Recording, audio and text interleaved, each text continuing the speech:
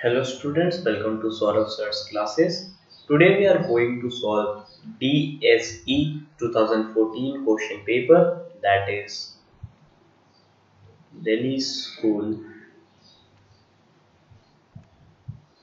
of Economics entrance examination, and part 2, which consists of questions from 21 till the end, that is question number 60. We have completed previous questions, so now we are going to start with question number 24.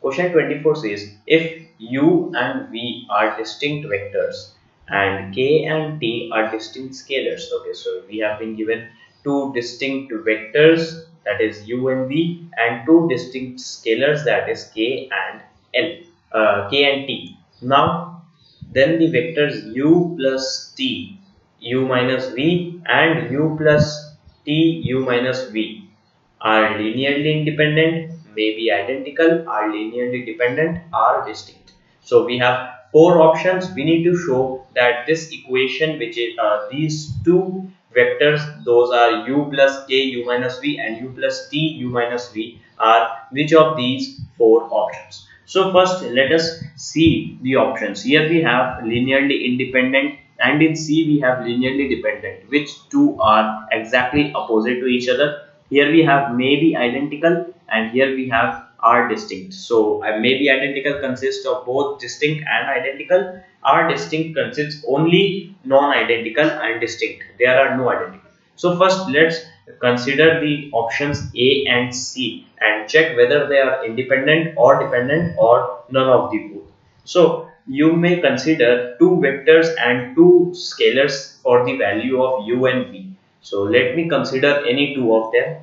So let u be equal to 1, 0, and since they both are distinct vectors, we need to consider something leaving 1 in first place and leaving 0 in second. So we can consider it as 0, 1, the simplest numbers. Now we need to consider two distinct scalars. So we can consider any scalar. Let k be equal to 0, let t be equal to -1.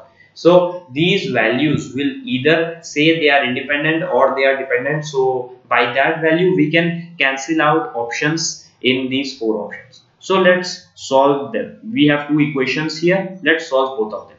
Our first equation is u plus k, u minus v. So solving this, u we have considered to be 0 and 1, 1 and 0, plus we have considered k to be 0. So this whole will be 0, hence this will be 1 comma 0.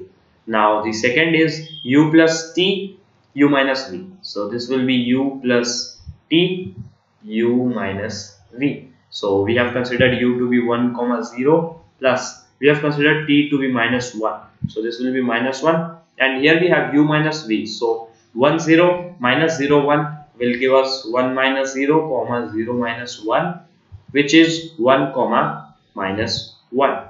So this will be 1 comma -1.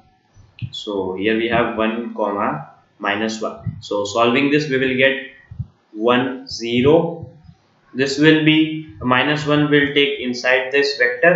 So this will be plus, and here we have -1 comma 1. So we can add this. -1 gives 0, and 0 plus 1 gives 1. So you can see here 1, 0 and 0, 1. Hence these two are independent vectors. Therefore our option C is ruled out. Therefore option C is ruled out, which says are linearly dependent. But here you can see these two vectors are linearly independent. Hence this option C gets cancelled out. Now we need to consider a new set of values. So let's remove these sets of values. So let's remove this calculation also, which has ruled out option C. So here it is. Now we need to consider another two distinct vectors and two distinct scalars.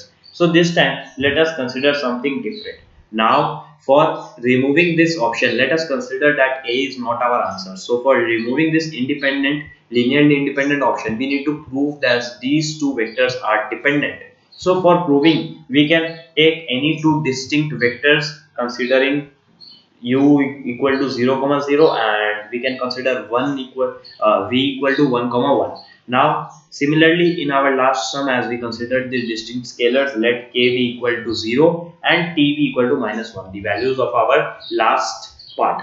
Now we will solve this accordingly as we did in our last part. So here we have two values, u plus k, u minus v. Again u is 0 comma 0, whereas k is 0, hence this total part is 0. So this term will give us 0 comma 0.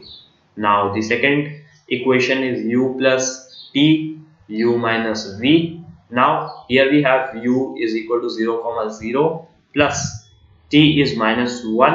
Again u minus v. U minus v means here we have 0 comma 0 minus 1 comma 1. So this gives 0 minus 1 comma 0 minus 1, which is -1 comma -1.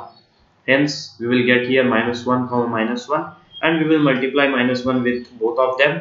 So we will get here 1 comma 1. So 0 comma 0 plus 1 comma 1 gives, this will be 1 comma 1. Hence you can see that these values u and v, and here you can see the equations value 0 0 and 1 1. Hence these two are dependent on each other. Therefore option A says that these two are linearly independent. Hence we can rule out this option as well, and we can say that these two can be dependent on each other. Hence option A also gets cancelled out. Now we are left with two options, that is B and D. B says may be identical and D says are distinct. So in may be identical, we need to prove that some are identical whereas some are distinct. But in distinct, we only need to prove that all of them are distinct. So let's try proving them distinct. So let me clear this out. So as we have been said in question that u and v are distinct vectors. Hence u is not equal to v. Distinct vectors means both are not equal, both have different values. So we can write this as u minus v is not equal to 0 because both are different values. Hence when we subtract one from the another, we won't get a value 0. So from this you can see that when u minus v, when we multiply 2, as you can see in the question, here we have k and t, two distinct scalars, means these two are two different values. When we multiply this value with our two distinct values, then they cannot be same because u and v is not equal to 0. Consider u and v. Okay, so let us consider u and v to be 2 comma 3. So when we multiply, let us consider when we multiply 1 with 2 comma 3, let k be equal to 1. So when we multiply k into u minus v, so we will get here 2 comma 3. But the value of t is a distinct value, so t will not give us, t can't be 1. So we will consider t to be -1 and we will multiply u minus v again, which can be 2 comma 3. So this will give -2 comma -3. So these two values, k into u minus v and t into u minus v, cannot be equal. Obviously they need to have different values because k and t are two distinct scalars. So multiplying with the same value, they will always give a different values. So we can also apply u, we can add u on both the sides, which won't affect the inequality, the not equal property. So we have added u on both the sides. Since adding u, it won't make them equal because we have added u on both the sides equally. So this not equal to property stays. Now you can see the equations we have been given, k u into u plus k into u minus v. Here we have the same equation, and here we have u plus t u minus v. Here we have u plus t u minus v. So this equation says that these two equations can never be equal. Here you can see they cannot be equal since u and v are distinct vectors and k and t are distinct scalars. Hence they cannot be equal. Hence they will always be distinct vectors. So our answer is they are distinct and may be identical. They cannot be identical. Hence option B also gets cancelled out. So our answer to this question will be option number D. So I will like to end this video here. You will find solutions to the further questions in our next video.